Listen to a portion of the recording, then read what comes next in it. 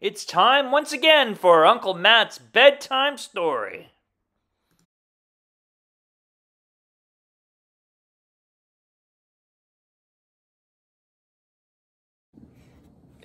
Hello everybody, it's Uncle Matt, and really excited to tell you it is episode 900 at Uncle Matt's bedtime story. 900 episodes, 900 stories on Uncle Matt's bedtime story. That's right, 900. Well, we got a story today we're going to read for episode 900, carefully selected. There were so many different choices that we could make, but I thought we would do this one. And it's almost like a history story. So it's called The Tree in the Courtyard, Looking Through Anne Frank's Window. And if you're not sure who Anne Frank is, I encourage you to look it up before reading the story. This story is written by Jeff Gottesfeld, illustrated by Peter McCarty. Are you ready? Here we go. And this story was copyright in 2016.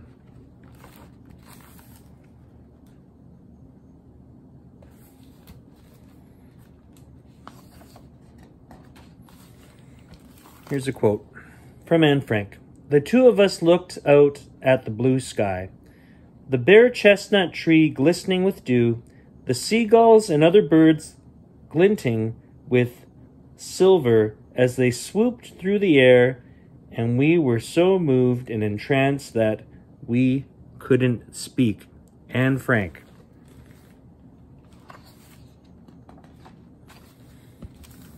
The tree in the courtyard lived for 172 years.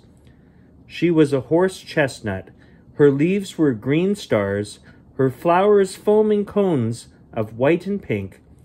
Each fall, she let spiky seed pods clatter to earth. In winter, her bare boughs etched a lattice against the pale blue sky. She grew near a city canal. Seagulls flocked to her shade. For the first part of her life, her world was the courtyard. She was not yet tall enough to see beyond the homes, workshops, and factories. Then one spring, she stretched above the orange roofs and took in the beautiful city. She spread roots and reached skyward in peace, until war came.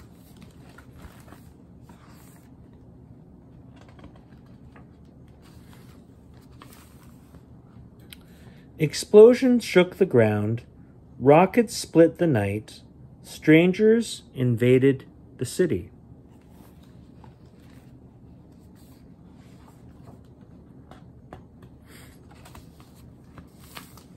The first winter of the war, a new owner came to one of the factories. He had a wife and 2 daughters. The older girl was quiet and proper. The younger was lively with dark hair. When they visited the factory, she would play by the canal or write by the kitchen window. She wrote for hours. Even when her father called her, she wrote. The tree loved the sight of her.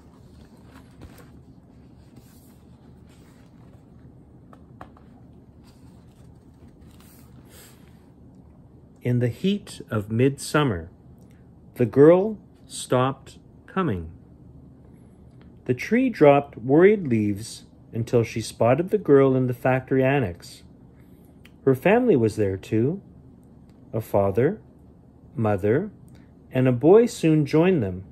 Later, another man, and a black cat. The girl and her father stitched ragged curtains for the main windows. From time to time, a face might peer out between the cracks.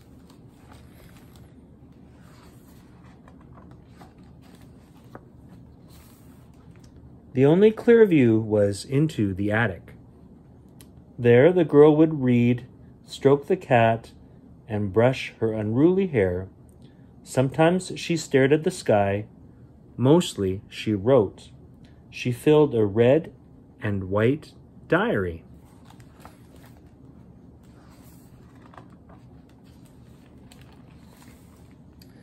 When warplanes roared and bombs rocked the annex, the girl fled into her father's arms. She did not come outside. The tree did not understand. The war dragged on.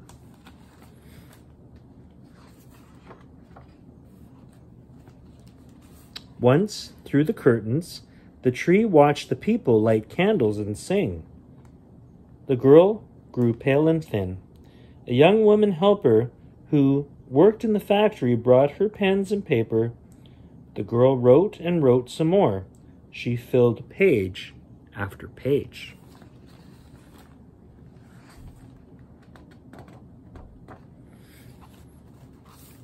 The fourth winter of the war, the tree saw the boy with the girl. They would talk and laugh, or simply gaze out the attic window at her bare branches glistening with dew, so moved and entranced that they couldn't speak. They kissed. The tree made her blossoms extra bright that spring.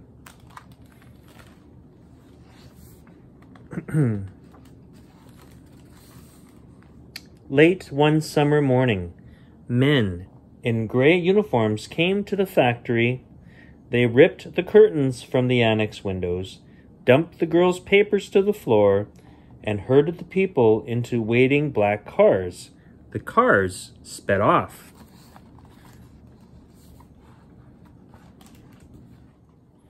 The woman from the factory gathered the girls' writing.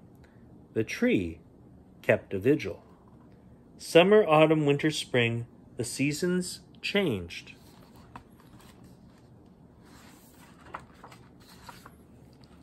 The war ended. Only the father returned. He was thin with sad eyes as he padded through the annex like a living ghost. The woman helper gave him the girl's writing. They cried.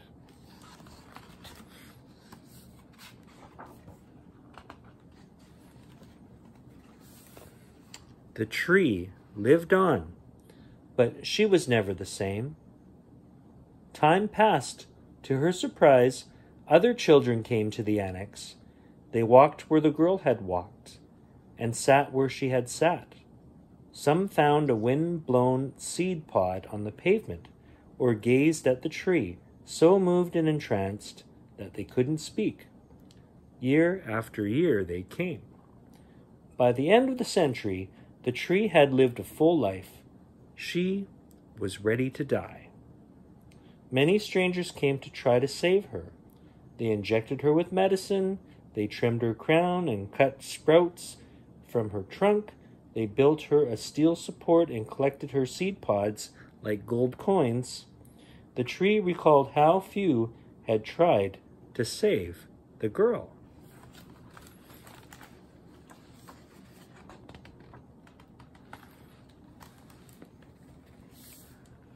The summer the girl would have turned 81, a storm snapped the tree's trunk in two. Just like the girl, she passed into history. Just like the girl, she lives on.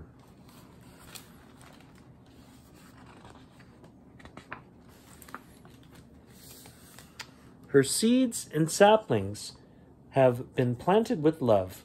One grows in New York City, where Twin Towers once stood. Another grows at an Arkansas high school. Still more grow in England, Argentina, France, all around the world. Though the new trees are still young, children come to visit. They read the girl's words about a chestnut in a courtyard glistening with dew and touch the thin trunks. They are so entranced that they cannot speak.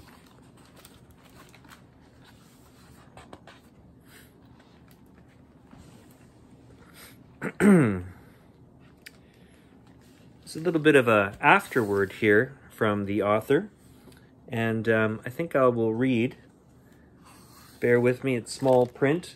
Maybe we'll turn it a little bit this way. The girl is Anne Frank.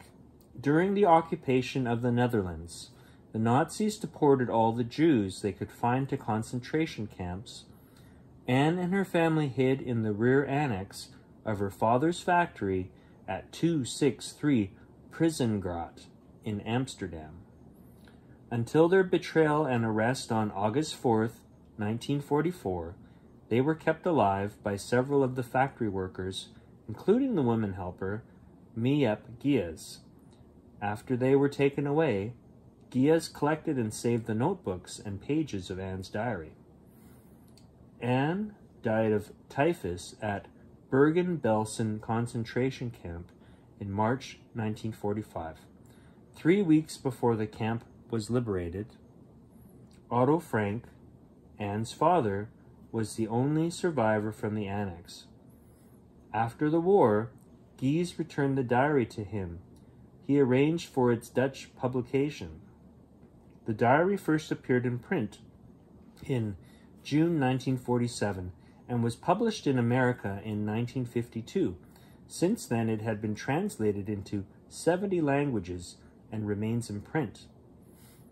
The diary refers to Anne's sewing of window curtains, July 11, 1942, her frightened reaction to air raids, March 10, 1943, and a communal Hanukkah celebration, December 7, 1942. She mentions the horse chestnut tree 3 times. The quote at the start of the text is from her entry on February 23, 1944. Despite a 10-year effort to save the aging tree, she collapsed and died in the summer of 2010. Saplings from the tree have been planted at the following American locations, notable in the quest for freedom and tolerance. One was planted at the National September 11th Memorial and Museum in New York, New York. One was planted at Central High School in Little Rock, Arkansas, the home of the 1957 desegregation struggle. One was planted at Capitol Hill in Washington, D.C. One was planted at the Children's Museum of Indianapolis, Indiana, known as the Anne Frank Peace Park. One was planted at Sonoma State University, Rohnert Park, California, where they have a Holocaust and Genocide Memorial Grove.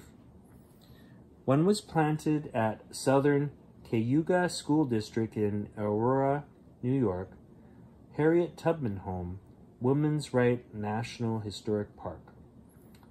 One was planted at the Holocaust Center for Humanity in Seattle, Washington. One was planted in the Boston Common in Boston, Massachusetts. One was planted at the Holocaust Memorial Center at Farmington Hills, Michigan. One was planted at the Idaho Anne Frank Human Rights Memorial in Boise, Idaho. And one was planted at the Clinton Presidential Center, Little Rock, Arkansas. Other saplings and seed pods from Anne Frank's tree have been planted around the world. The end. The tree in the courtyard. Well, that was episode 900. I hope you enjoyed that story. It's Uncle Matt. I hope you enjoyed that story, and I'll see you next time. Bye for now.